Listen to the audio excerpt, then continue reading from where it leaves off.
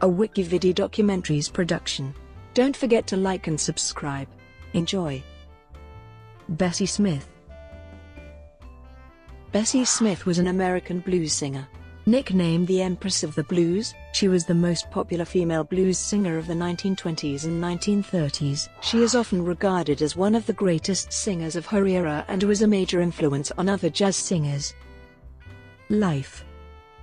The 1900 census indicates that her family reported that Bessie Smith was born in Chattanooga, Tennessee, in July 1892. The 1910 census gives her age as 16, and a birth date of April 15, 1894 appears on subsequent documents and was observed as her birthday by the Smith family. The 1870 and 1880 censuses report 3 older half-siblings, but later interviews with Smith's family and contemporaries contain no mention of them among her siblings. She was the daughter of Laura and William Smith, a laborer and part-time Baptist preacher. He died while his daughter was too young to remember him. By the time Bessie was 9, her mother and a brother had also died. Her older sister Viola took charge of caring for her siblings. To earn money for their impoverished household, Smith and her brother Andrew began busking on the streets of Chattanooga. She sang and danced, and he accompanied her on the guitar. Their favorite location was in front of the White Elephant Saloon at 13th and Elm Streets, in the heart of the city's African-American community. In 1904, her oldest brother, Clarence, left home, joining a small traveling troupe owned by Moses Stokes. If Bessie had been old enough, she would have gone with him, said Clarence's widow, Maud. That's why he left without telling her. But Clarence told me she was ready, even then. Of course, she was only a child. In 1912, Clarence returned to Chattanooga with the Stokes troupe and arranged an audition for his sister with the managers of the troupe, Lonnie and Cora Fisher. She was hired as a dancer rather than a singer, because the company already included the well-known singer Ma Rainey. Smith eventually moved on to performing in various chorus lines, making the 81 Theater in Atlanta her home base. She also performed in shows on the black-owned circuit and became its biggest star after she signed a recording contract with Columbia Records. Smith's recording career began in 1923. She was then living in Philadelphia, where she met Jack G., a security guard, whom she married on June 7, 1923, just as her first record was being released. During the marriage, Smith became the highest-paid black entertainer of the day, heading her own shows, which sometimes featured as many as 40 troopers, and touring in her own custom-built railroad car. Their marriage was stormy, with infidelity on both sides, including numerous female lovers for Bessie. G was impressed by the money, but never adjusted to show business life, or to Smith's bisexuality.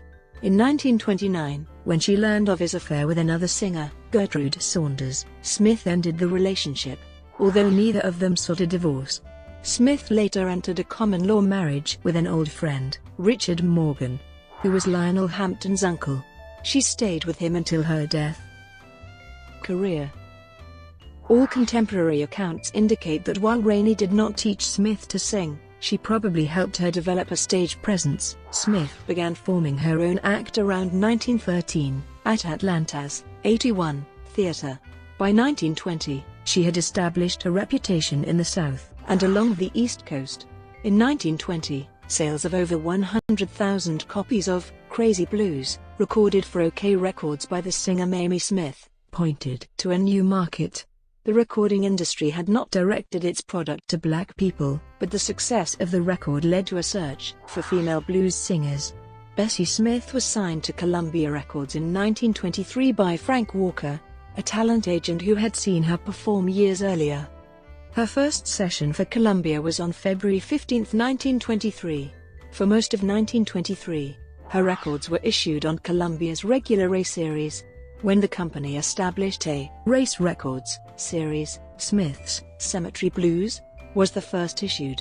Both sides of her first record, Downhearted Blues, backed with Gulf Coast Blues, were hits. Smith became a headliner on the TOBA circuit and rose to become its top attraction in the 1920s.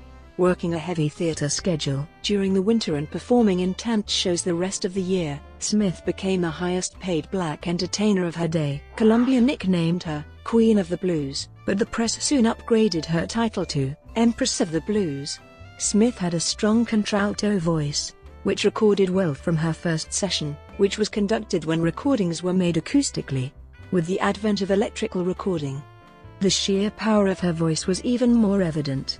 She was also able to benefit from the new technology of radio broadcasting, even on stations in the segregated South.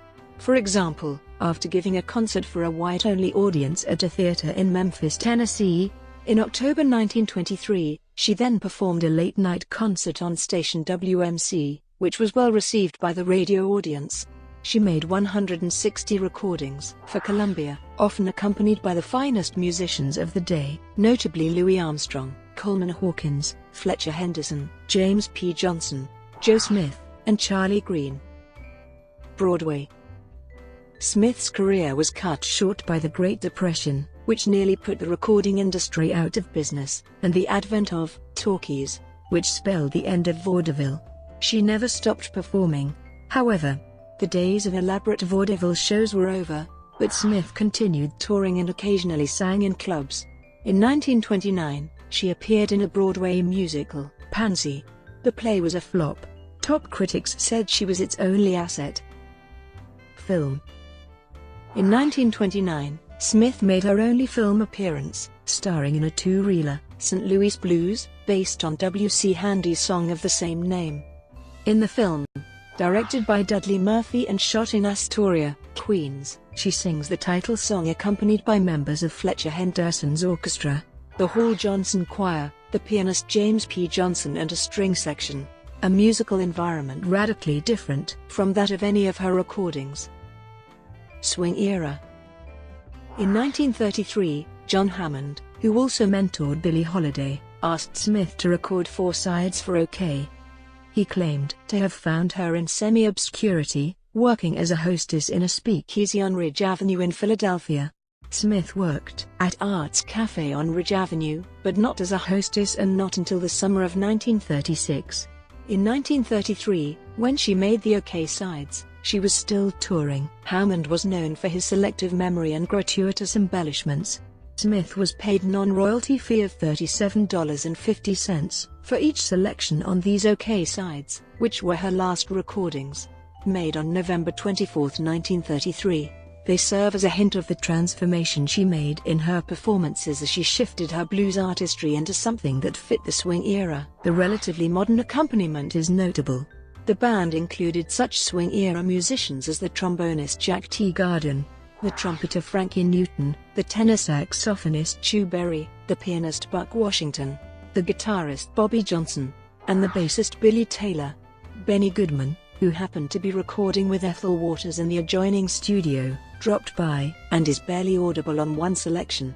Hammond was not entirely pleased with the results, preferring to have Smith revisit her old blues sound. Take Me for a Buggy Ride and Gimme a Pigfoot, both written by Wesley Wilson, were among her most popular recordings. Billie Holiday, who credited Smith as a major influence, made her first record for Columbia 3 days later with the same band. Death. On September 26, 1937, Smith was critically injured in a car crash while traveling along U.S. Route 61 between Memphis, Tennessee, and Clarksdale, Mississippi. Her lover, Richard Morgan, was driving and misjudged the speed of a slow-moving truck ahead of him. Tire marks at the scene suggested that Morgan tried to avoid the truck by driving around its left side, but he hit the rear of the truck side-on at high speed. The tailgate of the truck sheared off the wooden roof of Smith's old Packard. Smith, who was in the passenger seat, probably with her right arm or elbow out the window, took the full brunt of the impact. Morgan escaped without injuries. The first people on the scene were a Memphis surgeon, Dr. Hugh Smith. In the early 1970s, Hugh Smith gave a detailed account of his experience to Bessie's biographer Chris Albiston. This is the most reliable eyewitness testimony about the events surrounding her death. After stopping at the accident scene, Hugh Smith examined the singer, who was lying in the middle of the road with obviously severe injuries. He estimated she had lost about a half pint of blood and immediately noted a major traumatic injury to her right arm. It had been almost completely severed at the elbow. He stated that this injury alone did not cause her death. Although the light was poor, he observed only minor head injuries. He attributed her death to extensive and severe crush injuries to the entire right side of her body, consistent with a sideswipe collision. Henry Broughton and Smith moved the singer to the shoulder of the road. Smith dressed her arm injury with a clean handkerchief and asked Broughton to go to a house about 500 feet off the road to call an ambulance. By the time Broughton returned, about 25 minutes later, Bessie Smith was in shock. Time passed with no sign of the ambulance, so Hugh Smith suggested that they take her into Clarksdale in his car. He and Broughton had almost finished clearing the back seat when they heard the sound of a car approaching at high speed. Smith flashed his lights and warning, but the oncoming car failed to stop, and plowed into his car at full speed. It sent his car careening into Bessie Smith's overturned Packard, completely wrecking it. The oncoming car ricocheted off Hugh Smith's car into the ditch on the right, barely missing Broughton and Bessie Smith. The young couple in the new car did not have life-threatening injuries. 2 ambulances arrived on the scene from Clarksdale, one from the Black Hospital, summoned by Broughton, the other from the White Hospital, acting on a report from the truck driver, who had not seen the accident victims. Bessie Smith was taken to the G.T. Thomas Afro-American Hospital in Clarksdale, where her right arm was amputated. She died that morning without regaining consciousness.